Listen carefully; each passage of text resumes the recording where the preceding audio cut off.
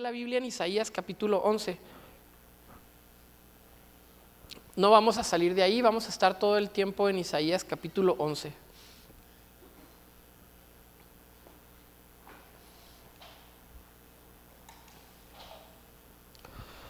Para los que nos visitan, hemos estado estudiando la Biblia de manera ordenada desde enero, desde el 1 de enero, no sé, el primer domingo de enero. Lo vamos a seguir estudiando hasta finales, hasta diciembre, nos vamos a ir toda la Biblia. Entonces hemos estado estudiando desde Génesis un domingo y luego Éxodo, Levítico. Algunos domingos los hemos juntado varios libros, porque así viene el programa que encontramos para poder estudiar la Biblia en un año. Ahorita vamos ya en el libro de Isaías y lo que estamos tratando de hacer es cómo la Biblia nos habla a través de sus páginas de la historia de Cristo. ¿Cómo podemos nosotros aprender a estudiar la Biblia encontrando primero a Jesús en sus páginas y luego a mí mismo? Todo esto nace porque normalmente lo que comúnmente observo es que encontramos en las páginas de la Biblia primero nuestras propias vidas. Creemos que la Biblia se trata primero de nosotros, pero la Biblia se trata primero de Jesús. Primero se trata del relato de la historia que va a hablarnos acerca de Cristo, las profecías acerca de Jesús, de cómo se hablaba acerca de Él, la esperanza que se tenía la gente para que Él viniera. Y luego vienen los evangelios y luego viene acerca de la obra de Cristo. Pero toda la intención de estudiar la Biblia de esta manera, que sinceramente es bien difícil. Estamos estudiando en el Instituto Logos, ahorita tenemos una clase que se llama Introducción a la Teología. Y están viniendo 6 o 7 personas de una iglesia que su método de predicación dominical es verso por verso. Es decir, estudian la Biblia verso por verso. Bueno, pues aquí hay unos que nos visitan. Isaías es uno de ellos. Tú no vienes a Logos, pero así la estudian, verso por verso.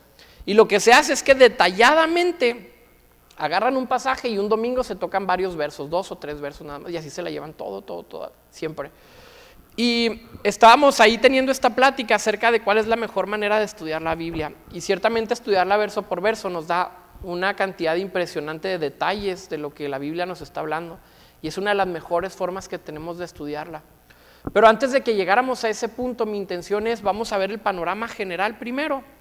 Porque si nos ponemos verso por verso y empezamos en Mateo, para cuando nos toque estudiar Jonás, y algunos de ustedes ya van a andar, espero, de misioneros en algún lado, o ya algunos de ustedes tal vez el Señor nos llame a su presencia, o va a venir, no creemos en el rapto, pero a lo mejor viene el rapto, o algo pase de ese tipo de cosas, pero de aquí a que empecemos a estudiar verso por verso, vamos a perder mucho tiempo. Imagínense estudiar Zacarías o Ezequiel con todas las visiones rarísimas y luego verso por verso y vamos a durar mucho tiempo. Entonces mi intención era, vamos a dedicar el 2017 a estudiar la Biblia en un aspecto general, vamos a ver de qué se trata de manera amplia y luego ya vamos a poner esas bases para después estudiar la Biblia ahora sí de manera expositiva, ¿no? Ver el texto en su entorno, en su contexto realmente, para ver de lo que se trata.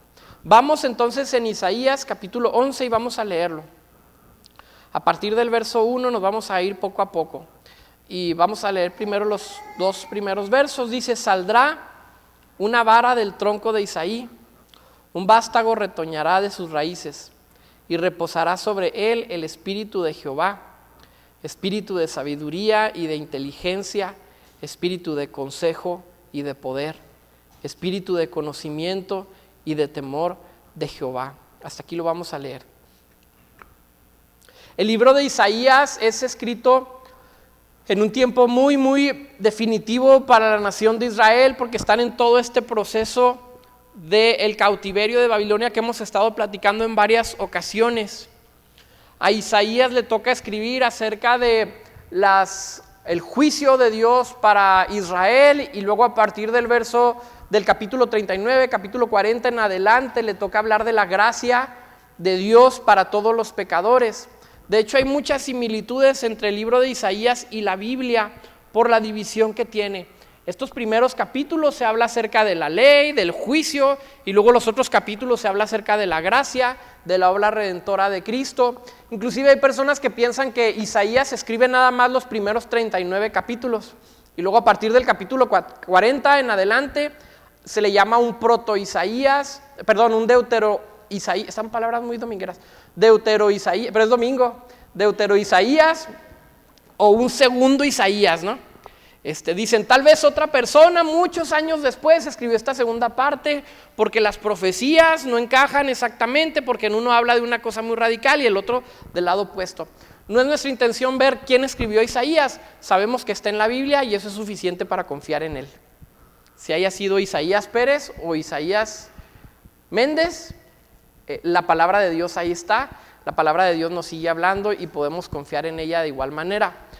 Pero debemos entonces acercarnos a Isaías entendiendo que Isaías vive en un tiempo muy difícil de la nación de Israel, tanto que por causa de sus profecías se cree que históricamente él muere asesinado por causa de un rey y lo atraviesan con unos serruchos, atraviesan la mitad de su cuerpo y muere martirizado Isaías.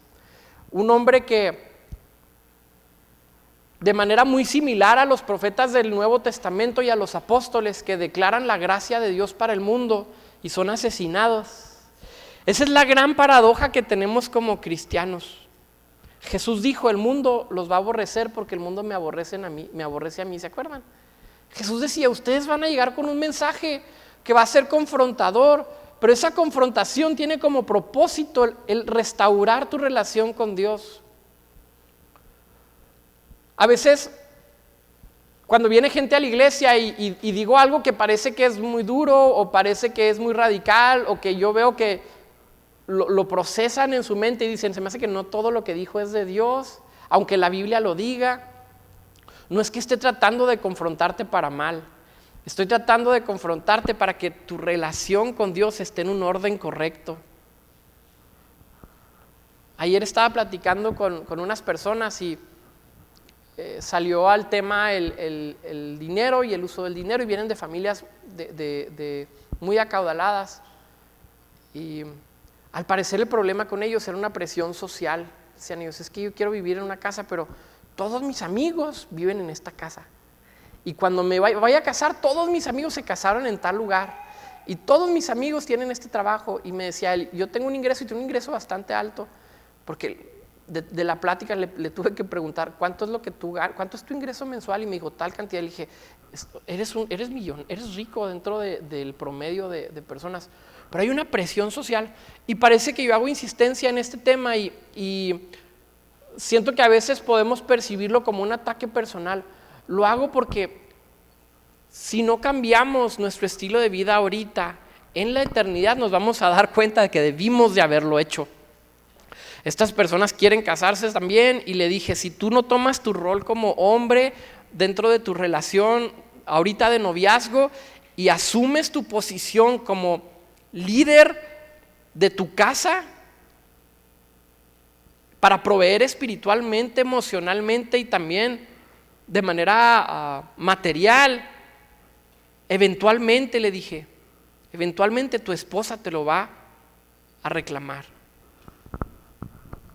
A mí me llegó a pasar. En algún momento me llegó a decir Arei, es que yo esperaba que tú fueras de una manera. Nosotros tenemos responsabilidades que debemos de asumir y la confrontación no es para causar conflicto, la confrontación es para causar restauración con Dios, reconciliación con Dios. Hay cosas que son duras de decir, estás mal con Dios. Estás siendo superficial en tu relación con Dios. Estás siendo tibio. Necesito decírtelo porque Dios quiere reconciliarse totalmente contigo. Necesito ser claro contigo. Dios está buscando que tu devoción a Él sea total. Isaías cae en esta situación tan paradójica. Anuncia la gracia de Dios, anuncia la salvación de Dios. Y sin embargo, muere martirizado, muy parecido a lo que los apóstoles del Nuevo Testamento hacían. El reino de los cielos se ha acercado. Por fin Dios está poniendo en orden su creación. ¿Y qué hacían las gentes? Mátenlos. ¿Por qué? Porque está amenazando mi estilo de vida. Maten a los apóstoles, porque están amenazando el reino que estoy construyendo. Eso es el mensaje del evangelio, es destructivo y es constructivo. Destruye y construye, arranca y planta. Por eso Jesús a veces decía, bienaventurados los pacificadores, y en otras partes decía, no he venido a traer paz. Jesús, decídete, o es una o es otra. Jesús decía, amen a sus enemigos. Los fariseos eran sus enemigos y luego les decía, sepulcros blanqueados, generación de víboras. Pues no los estás amando, Jesús, porque el evangelio tiene estas dos dimensiones. Isaías tiene que luchar con esta situación y nosotros tenemos que ser maduros para poderla manejar también. Cuándo mostrar gracia y cuándo mostrar una confrontación. Aquí a la iglesia todo mundo es bienvenido, pero si tienes un estilo de vida alejado de Dios y sigues viniendo, eventualmente va a haber una confrontación. Si no es de parte mía, va a ser de parte de Dios o va a ser de alguien, porque Dios quiere confrontarte para salvación, para reconciliación con Él mismo. Entonces, comienza Isaías el capítulo 11 dando una visión de lo que iba a ser el Mesías prometido, el Salvador, el ungido, que sabemos que fue Cristo. Y dice, saldrá, el verso 1, una vara del tronco de Isaí, un vástago retoñará de sus raíces. Este primer verso nos debe hacer entender una cosa importante, y hay mucha discusión de por qué Isaías no utiliza a David como punto de referencia para la venida de Cristo, sino a quién está utilizando. A Isaí. No está utilizando a David, sino a Isaí. Y todas las profecías que venían dándose de Jesús tenían que ver con David, con la casa de David, con el tabernáculo de David, etc.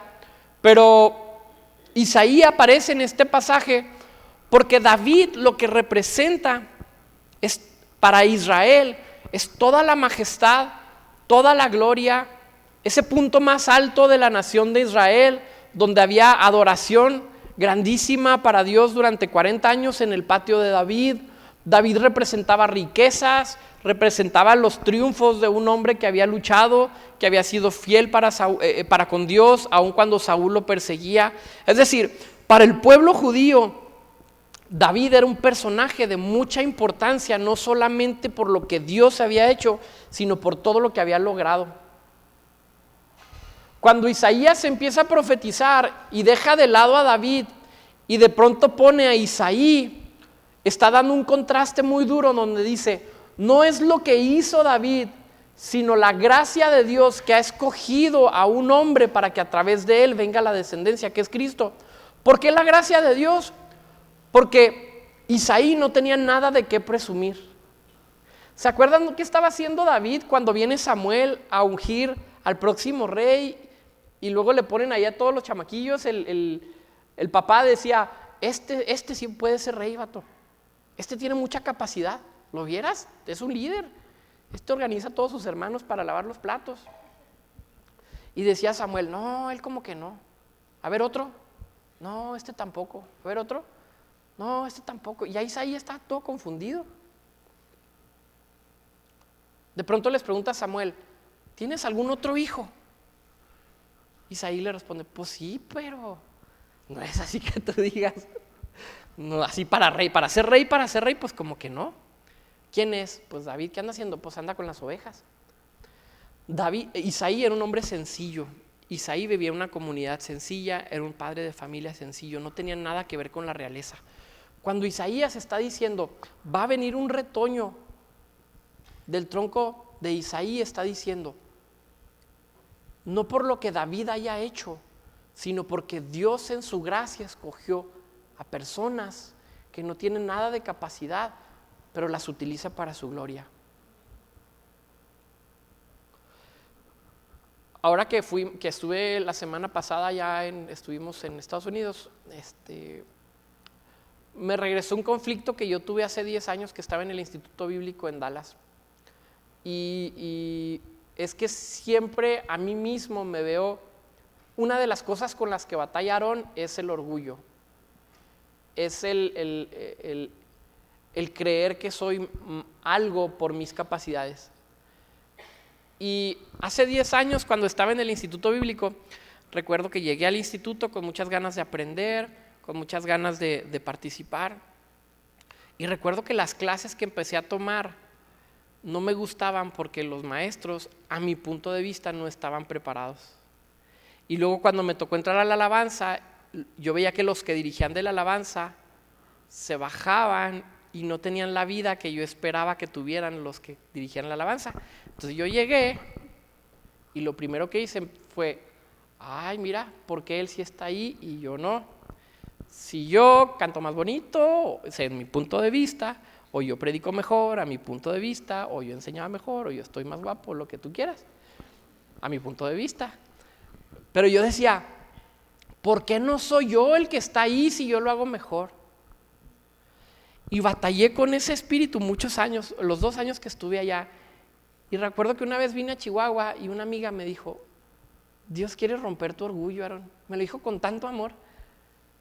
Dios quiere romper tu orgullo. Y fue duro para mí. Y cuando regresé al Instituto Bíblico el último semestre, yo dije, está bien, Señor, trabaja conmigo, trabaja conmigo, trabaja conmigo. Yo pensé que eso había quedado en el pasado, pero ahora que fuimos a California, yo estaba viendo las cosas y estaba evaluando la capacidad de todo mundo, del predicador, de la alabanza, de los sugieres, de esto. Y una cosa con lo que yo he batallado, hermanos, es ¿por qué si yo trato de hacer bien las cosas, Señor, no tengo el éxito que tiene tal persona que yo veo que su corazón está alejado de ti? ¿A alguien le ha pasado eso? Soy el único. ¿Por qué si yo estoy esforzándome por hacer bien las cosas, no me salen bien las cosas? Y veo que otras personas les está yendo bien. Y me pasaba con la iglesia, siendo sincero, con esta iglesia, con Reino de Justicia, con ustedes, conmigo. Señor, si estoy orando, si me estoy preparando, si me estoy todo esto. Y luego veo que está haciendo esto, o es un hereje, o es una persona que quiere solamente, lo digo en el sentido real de la palabra, o quiere solamente enriquecerse del evangelio, quiere hacer todo esto, y mira cómo tiene éxito, y mira cómo lo siguen, y mira la capacidad que tiene. Y ahora que fui a California me estaba pasando lo mismo, evaluando todo. Y con el pastor al que fuimos a vernos, es un pastor que yo admiro mucho, y el punto interno a los 2 días de estar allá, en la reunión con el pastor, con que yo quería ir a ver, lo estaba viendo y pensaba, ¿por qué él vino a esta iglesia y no con nosotros? Si esta iglesia son así. Y yo pensaba, ¿por qué, Señor? ¿Qué hace este hombre que es tan de Dios con estas personas que no son tan de Dios como yo? Así que es así de malo soy, ¿no? Y estuve en conflictos a la hora de la reunión con la persona que íbamos a ver. Yo estaba en grandes conflictos internos, grandes conflictos. Se acercaron a orar por nosotros, ¿te acuerdas, Aarón? Y me dieron una palabra y eso, Señor, gracias. Me respondió todos los conflictos, pero el Espíritu Santo me confrontó y me dijo, Aarón, ¿tú crees que te mereces algo? Ese es tu gran problema. ¿Tú crees que lo que tú estás haciendo y lo que tú haces por la iglesia son méritos en los cuales yo te debo algo? ¿Tú crees que yo te estoy debiendo? Porque tratas de predicar, porque tratas de hacer las cosas, pero piensa en todos los momentos de maldad y de pecado que tienes en tu vida. Tú sientes que yo te debo algo. Dios me quebrantó bien duro. Y me hizo entender que es la gracia de Dios la que nos tiene aquí. No somos merecedores de participar ni de la obra de Dios, ni de ser llamados hijos de Dios, ni de ser llamados templo del Espíritu Santo. No lo merecemos, pero la gracia de Dios es tan grande. El problema es cuando creemos que esa gracia es mérito personal y empezamos a compararnos con otras personas. Y empezamos a ver si yo he sufrido tanto, si yo estoy batallando tanto, si yo he dado tanto, si yo suelto económicamente, si yo suelto de mi tiempo, si yo he hecho las cosas bien. ¿Y por qué, Señor? ¿Por qué? ¿Por qué? Y el Señor te dice, porque es la gracia de Dios que está actuando en tu vida, y lo que tienes o lo que no tienes es por mi gracia. Es únicamente su gracia la que nos tiene en este lugar. Yo pensaba que este pensamiento en mi persona no existía porque por muchos años no lo había visto, pero ahí estaba.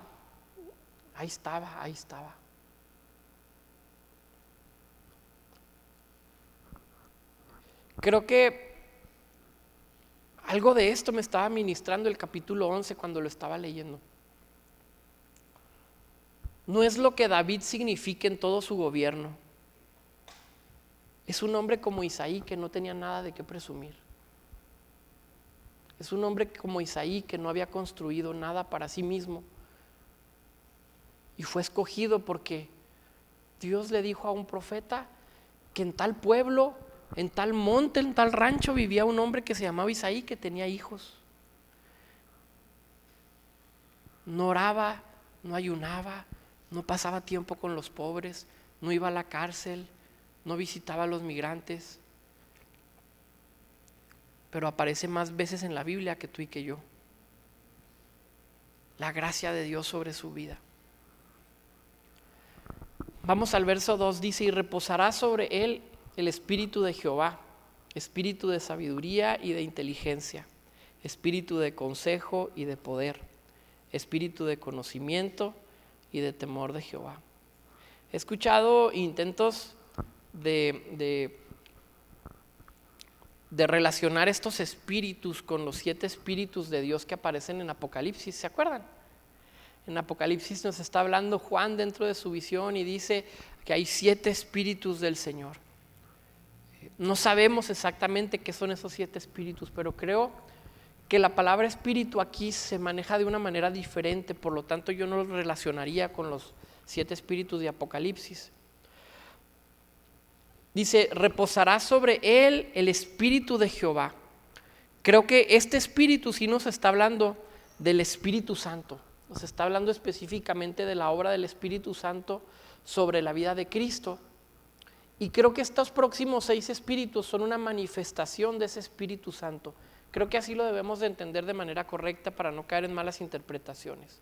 Nos dice el verso 2, en Cristo o en la vara del tronco de Isaí o en el retoño de sus raíces, el vástago, el Espíritu de Dios va a estar reposando sobre él. Este Espíritu yo lo pondría parafraseado de esta manera para entenderlo.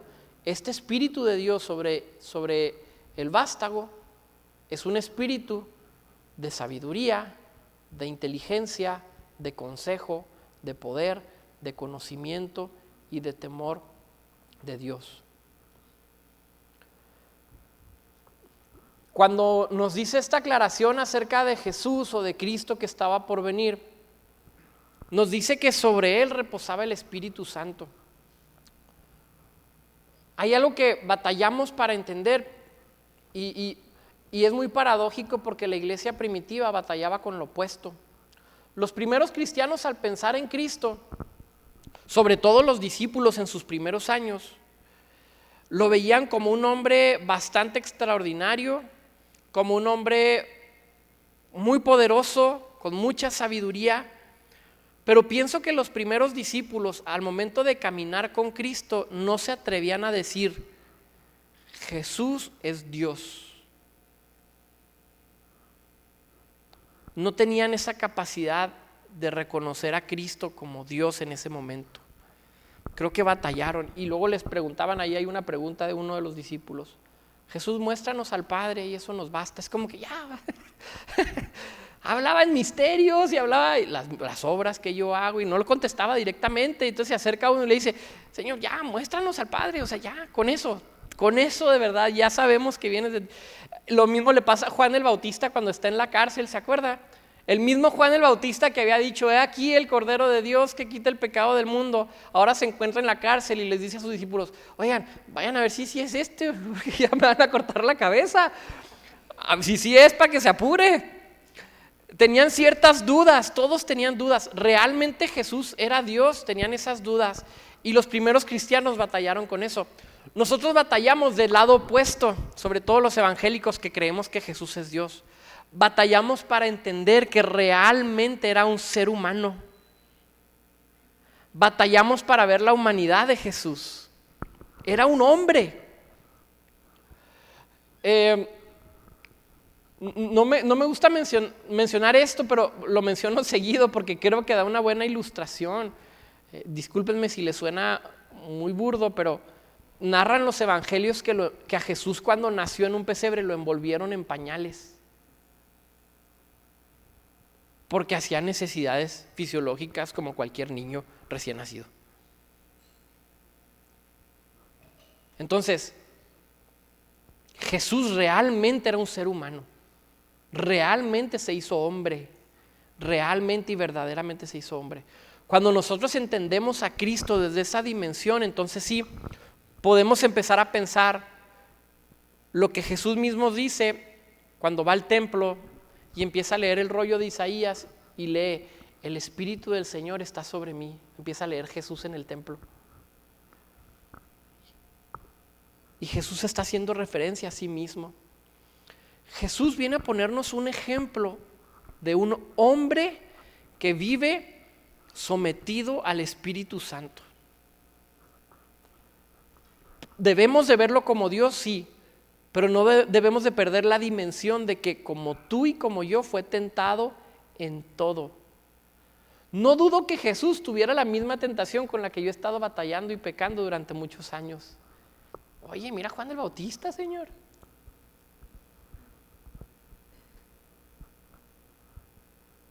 Mira cómo se viste, mira lo que come, qué exagerado. O es muy legalista. En algún pasaje de los evangelios dice, porque vino Juan el Bautista que no comía ni bebía y dicen que tiene demonio, y porque vine yo y porque sí tomo y porque sí como y dicen que tengo demonio. Pónganse de acuerdo. Y yo a veces pienso, Jesús fue tentado aún en eso, aún en su propia identidad. Tiene tentaciones como usted y como yo. Dice la palabra que fue tentado en todo, no comete pecado, pero era un hombre. No tenemos un abogado que no se pueda compadecer de nuestras propias necesidades. Si estamos pasando por algo, podemos ir a Cristo y decirle, Señor, tengo este problema que sé que no te es ajeno. Tengo esta situación en mi casa, tengo esta situación de enfermedad, tengo esta situación de pecado que sé que no te es ajeno. Tú me puedes entender, porque ese es uno de los propósitos por los que te hiciste hombre también, para ponernos un ejemplo. Isaías nos está diciendo, el Espíritu de Dios va a reposar sobre él. El Espíritu Santo va a estar sobre Jesús. Anoche que tuvimos la reunión con nuestros hermanos de Punto de Gracia, yo les dije que yo había soñado con esa reunión. Les dije, había soñado con este día, porque literalmente antenoche soñé que estaba en esa reunión. De esas veces que traes mucho en la mente y como era algo que me sacaba de la rutina, ahí estoy piensa y en la noche estuve pensando que ya era el día de venir a predicar aquí con los hermanos. Y me aventé una predicación en el sueño y está bien buena la predicación. Y yo les dije ayer, se las mencioné de manera muy breve ayer, pero básicamente la predicación era, yo estaba empeñándome en decirles lo malo que ellos eran. Estaba sumamente empeñado y sacaba versos y versos y versos. Tú eres una persona mala, tú eres una persona mala, tú eres una persona mala, tú eres una persona... Y duraba, y así, apocalipsis de todo, así, donde encontraba algo que decía, se lo soltaba y estaba empeñado en hacerles saber que todos los que estaban sentados ayer, hoy no se sientan ustedes así, era para ayer, todos ellos eran malos, malas personas. Y recuerdo que en el sueño, ya ve cómo sueña uno medio raro, pero según yo, habían pasado 50 minutos en mi mente, en que estaba diciéndoles que eran malos. Y ahora sí, los últimos 10 minutos yo los dedicaba para leerles el texto cuando Jesús dice, si ustedes siendo malos saben dar buenas cosas a sus hijos, ¿cuánto más el Padre les va a dar el Espíritu Santo cuando se lo pidan? Y yo en el sueño así, Dios quiere darnos el Espíritu Santo. Dios quiere darnos el Espíritu Santo. Él está más deseoso de repartir su Espíritu a cada uno de nosotros de lo que nosotros realmente estamos. Hay domingos en que digo, Señor, necesitamos tu Espíritu, como si Él no quisiera, y a veces parece reclamo, como si Él dijera, no, como que no, hoy no, no, el próximo sí. Dijo Jesús, si le pides el Espíritu Santo, Él te va a dar el Espíritu Santo si se lo pides, realmente, verdaderamente. Si tienes vidas débiles, si tenemos vidas en problemas, alejadas de Dios, si nuestra comunión con Cristo, si nuestra devoción diaria está alejada de Dios, si no tenemos un sentido real de adoración y de alabanza cada vez que nos congregamos, si no me interesa la palabra de Dios, es porque el Espíritu Santo no está haciendo su obra en nosotros. Y Jesús dijo, pide el Espíritu Santo y te va a ser dado. Jesús viene a ponernos el ejemplo de un hombre que está sometido 24 horas del día al Espíritu Santo, para que no dijéramos en algún momento, es que Él era Dios. Por eso la Biblia nos deja muy en claro, Él era hombre, era un hombre como tú y era un hombre como yo. Era un hombre, pero decidía someterse al Espíritu Santo. Creo que debemos de retomar el ejemplo de Cristo para nuestras propias vidas otra vez, hermanos, y le sacamos la vuelta constantemente a las cosas obvias del Evangelio, como que Jesús se levantaba y oraba en las mañanas muchas horas, como que Jesús estaba en comunión con el Espíritu Santo. Hacemos un montón de excusas teológicas de por qué no somos tan eficaces como Cristo, tan eficaces como los primeros discípulos. Pero basta con ver nuestra vida. ¿Estoy haciendo lo que Jesús hacía? ¿Estoy creyendo como Jesús creía? ¿Estoy ayunando? ¿Estoy orando? ¿Estoy buscando a Dios como Jesús lo hacía? Si no lo estamos haciendo, no tenemos excusa para nuestra falta de poder en el Espíritu Santo, para nuestra falta de convicciones, porque a veces quiero ir a la iglesia y a veces no, porque ahorita que mencioné que tenemos que hacer discípulos, estoy seguro que a muchos ya se les olvidó. Estoy seguro que a muchos de nosotros dijeron, pues él que discipule, yo tengo 50 años en la iglesia y nunca lo he hecho, entonces otra vez que lo escuche ya sé cómo esquivarlo. Hacemos excusas doctrinales, teológicas, de vida, de por qué no hacemos la obra de Dios. ¿Por qué no la estamos realizando? La llamada de Cristo es muy fácil. Haz discípulos. Y Jesús te dejó un ejemplo de cómo hacerlo. Un ejemplo muy alto. Pero otra vez, su gracia está alrededor nuestro para hacer uso de ella. Su gracia. Su Espíritu Santo nos da la gracia para salir adelante. Su Espíritu Santo nos da la gracia para superar los problemas que se presenten. El Espíritu Santo estaba sobre Cristo entonces, es lo primero. Después menciona un espíritu de sabiduría. Dicen los evangelios que Jesús crecía en sabiduría, crecía en gracia y crecía en sabiduría. Es decir, mientras iba creciendo, iba sabiendo, cada vez teniendo un entendimiento mayor de lo que Dios quería para su propia vida. Si a veces creemos que Cristo, por ser Dios, a los 3 años ya sabía perfectamente toda la voluntad de Dios para su vida, estamos en un error. Los evangelios nos dicen, Él creció en sabiduría, fue entendiendo poco a poco el propósito para el que fue llamado. Hermanos, nosotros tenemos esa misma encomienda. Dijo Santiago, si alguien está falto de sabiduría, pídala a Dios y se la va a dar abundantemente.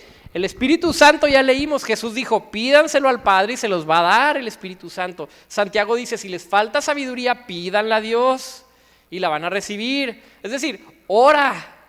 La clave está en la oración. Ora al Señor para que el Espíritu Santo te llene. Ora al Señor para que te dé sabiduría. Tenemos grandes problemas en nuestra vida y oramos de emergencia. Ayer que estaba con estas personas les estaba diciendo lo mismo. Tienen conflictos ahorita en su noviazgo. Les dije, oren juntos. Porque el problema es que cuando ya el matrimonio está totalmente destruido, cuando ya pasaron 20 años y nunca oraste, entonces sí vas a la iglesia y entonces sí quieres empezar a orar. Entonces sí necesito que alguien haga un milagro. Porque como buenos mexicanos, yo soy el primero, me voy a esperar a diciembre para que bajen las multas al 50%, entonces las voy a ir a pagar. Es decir, como buenos cristianos estamos esperando el último momento en que los milagros estén en oferta para resolver la situación. Y no preveemos las cosas. No somos previsores. Voy a dedicarme a orar. Voy a dedicar tiempo a la oración. Si nunca oro, voy a dedicar 10 minutos. Dedícale 10 minutos a orar todos los días. Jesús dijo 1 hora. 10 minutos te digo, te doy permiso. 10 minutos. 10 minutos. Apártate de todo, 10 minutos, todos los días. Apártate de todo. Pídele permiso a tu esposa, a tus hijos. Y dile, dame 10 minutos nada más. Necesito ir a orar. Señor, dame de tu gracia, dame de tu Espíritu Santo, dame sabiduría. Necesito entender cómo hacer las cosas. Necesito caminar como Cristo caminó. Viene otro espíritu más que se menciona, un espíritu de inteligencia. La inteligencia tenemos que entenderla también como la capacidad para resolver las cosas que Dios le había mandado. Y podemos regresarnos un poco al huerto del Edén cuando están Adán y Eva. Adán y Eva se encontraban en el estado óptimo de todo ser humano. Eran las personas más inteligentes que existieron en esta tierra. La caída del hombre trae también como consecuencia una falta de procesos mentales correctos, hermano, aunque suene muy poco espiritual. Juan Wesley decía esto. Juan Wesley decía, cuando el Espíritu Santo viene sobre tu vida, no solamente trae un cambio emocional, una estabilidad emocional, sino que trae una capacidad de pensar correctamente. En el Nuevo Testamento una y otra vez se menciona que el cristiano debe de pensar bien. Inclusive se atreve a decir, nosotros tenemos la mente de Cristo, nuestros procesos mentales son correctos. Jesús dice, tenía un espíritu de inteligencia, era un hombre que tenía esta capacidad de inteligencia. Y no es una inteligencia para autoexaltación, ni para resolver conflictos difíciles matemáticos. Es la capacidad de pensar bien las cosas, de pensar conforme al propósito de Dios, conforme al Espíritu Santo. Viene un espíritu más, un espíritu de consejo. Y esto Isaías lo va a desarrollar un poco más adelante cuando dice de Emmanuel y dice un Dios que nos aconseja, un consejero que está en medio de nosotros. Jesús creo que utiliza una palabra similar cuando habla del Espíritu Santo y dice, Él los va a consolar. Pero el Espíritu Santo no solamente trae consuelo, y la palabra consolación cuando Jesús la menciona es que el Espíritu Santo iba a abrazarnos, es lo que está diciendo, como una persona que te aconseja, que te apapacha, que te dice necesitas salir adelante. Jesús está hablando, pero no solamente se limita a eso, sino que el Espíritu Santo nos es dado para que nosotros proveamos no solo consuelo, sino consejo.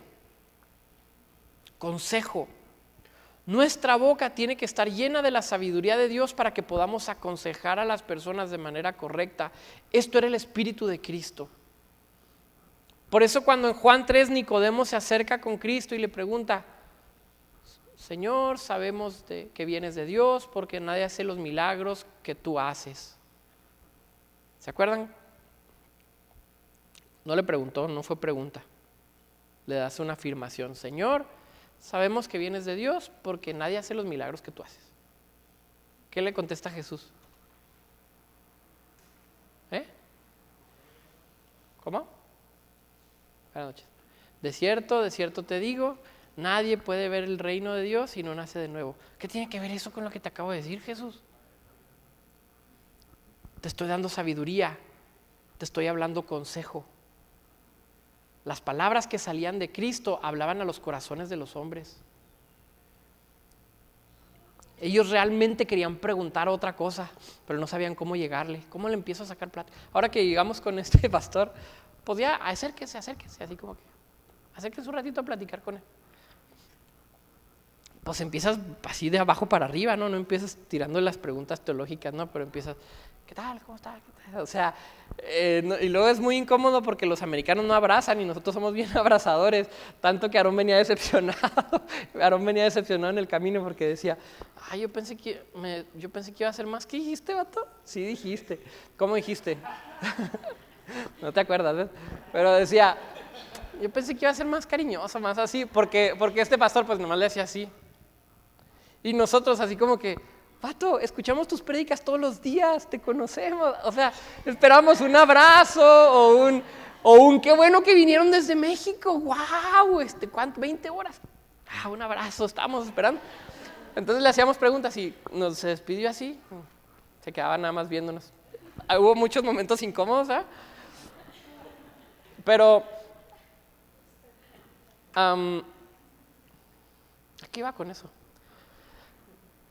El espíritu de inteligencia, espíritu de consejo, es que Cristo tenía la capacidad de ver lo que había en los corazones de las personas, aunque las personas les dijeran otra cosa. Actuaba también en los dones del Espíritu Santo. Hermanos, los dones siguen estando activos, son una herramienta, no para enaltecimiento personal, pero es una de las mejores formas que podemos mostrar a Jesús al mundo. Profecía, ciencia, sabiduría, fe, milagros. Cada uno de los 9 dones tiene la intención de mostrar una parte de Cristo. Cuando somos demasiado humildes para decir, no, yo no merezco tener el don de profecía. No, Señor, yo no. El hermano de enfrente, él sí, yo no. A mí el de servicio. Todos somos muy humildes. Dios dice, es que no son para ti. O sea, ¿quién dice que te lo estoy dando para que tú seas más en la iglesia? Que por cierto, ese es el error que caen a veces las iglesias muy pentecostales. Mientras más dones tienes, eres más importante en la iglesia y tienes un estatus más alto. No. Jesús dice, es que ¿sabes qué? A ti te tengo que dar el don de profecía porque la persona que está enseguida de ti lo necesita. Necesito darte don de sanidad, no para que tú pongas tu fanpage. Necesito darte el don de sanidad porque la persona que está enseguida está sufriendo de enfermedades. Necesito darte el don de milagros, no para que hagas grandes campañas, sino porque hay una persona que necesita un milagro. No estoy pensando en ti cuando te doy los dones, pero debemos de creer que los dones siguen vigentes. Una vez más, cuando empecemos a meternos más con el Espíritu Santo, los dones van a tener que empezar a funcionar otra vez, de manera clara. Y funcionan hasta la fecha. Yo he tenido experiencias con palabras proféticas y palabras de ciencia totalmente sobrenaturales. Y yo soy muy escéptico. Yo me volví escéptico después de ver que muchas no eran de Dios. Pero he tenido experiencias sumamente sobrenaturales con palabras proféticas. He visto verdaderas sanidades. Tal vez de las 100 que se dice que hay, he visto 1 o 2 reales. Pero Dios sigue hablando. Dios sigue haciendo milagros. Dios está en este lugar todavía para responder nuestras oraciones. No está lejos. El Espíritu Santo está aquí en la Juan Escuta 18:50. Lo digo con toda la convicción. A pesar de ser omnipotente, Él ha decidido estar de una manera especial en este local. Porque su iglesia está aquí. Realmente Él está aquí. Espíritu de poder. Obviamente estamos hablando del poder del Espíritu Santo, que la iglesia necesitamos retomar esa parte sobrenatural como iglesia y decir, solamente el poder del Espíritu Santo puede tocar las vidas de las personas. Yo estaba hablando de esto en la junta de servidores hace una semana o 2, no me acuerdo, pero yo les decía, he estado teniendo conflictos en la alabanza y en la adoración porque no siento la presencia de Dios, porque he estado batallando mucho, he tenido muchas luchas. Y alguien me decía, pero yo sí he sido ministrado. Digo, sí es cierto, pero quisiera que cada persona que entrara a la iglesia fuera impactada por el Espíritu Santo de una manera real, que su vida diera un cambio de 180 grados, que fueran rotas las cadenas realmente. Que por cierto, si queremos empezar a discipular, hermanos, tendremos que aprender a liberar a las personas, porque los demonios son reales. Tenemos que aprender a sanar a las personas, porque Jesús lo hacía. No solamente se trata de un conocimiento, no solamente se trata de transferir información, se trata de hacer libre a los cautivos, sanarlos, restaurarlos y dejarlos listos para hacer la obra. De eso se trata el discipulado también. Lo hemos reducido a me junto en un cafecito, soy hipster y traigo mi Biblia y me junto en un cafecito con una persona y oramos juntos. Jesús era mucho más profundo que eso. Jesús decía, necesitas ser sano, necesitas ser libre de una opresión demoníaca, necesitas una palabra de ciencia, necesitas algo más sobrenatural. Jesús era mucho más allá que solamente reunirnos. Era realizar la obra, espíritu de poder, espíritu de conocimiento, precisamente el conocimiento de Dios. Jesús crece en conocer al Padre y podía revelar los misterios del Padre, por eso decía el Padre y yo somos uno. Y por último, un espíritu de temor a Dios.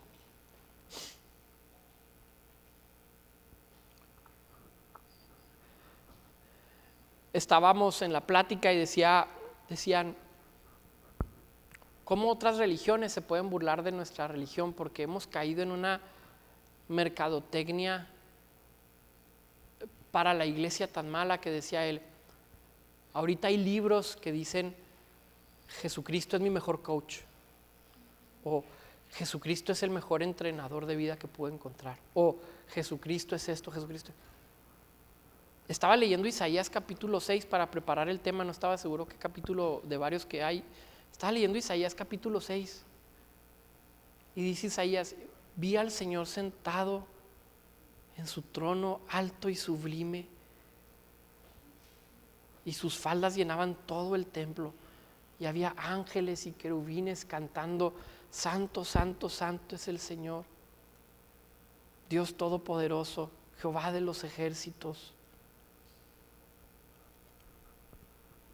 En nuestro intento por hacer el evangelio accesible hemos reducido también el concepto de Dios. Cristo decide hacerse cercano y en otras ocasiones hemos hablado de cómo Jesús les dice amigos a sus discípulos. Pero que no se nos olvide que sigue siendo aquel que sostiene todas las cosas, dice la palabra, con la palabra de su poder. Sigue sosteniendo el universo con su poder. Puedes creer que tu problema es muy grande, pero Cristo sigue sosteniendo el universo con su poder. Jesús sigue sosteniendo el mundo con su poder. Nada se escapa de su voluntad. Nada se escapa de su voluntad.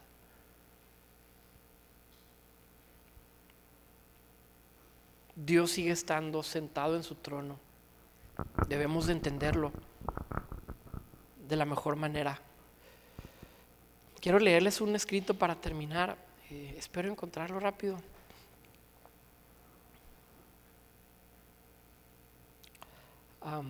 Lo escribe San Agustín y habla, es un escrito cristológico, se le llama, habla de Jesús.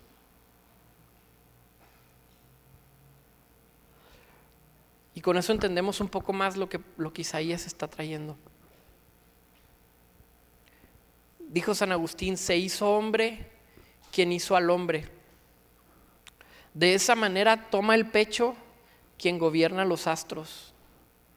Siente hambre el pan, siente sed la fuente, duerme la luz, el camino se fatiga en la marcha. Falsos testigos acusan a la verdad. Un juez mortal al juez de vivos y muertos. Gente injusta condena a la justicia. La disciplina es castigada con azotes. El racimo es coronado de espinas.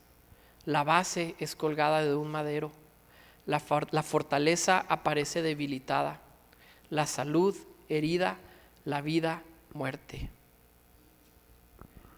En Jesús se compaginan Dios y hombre, creador y creación.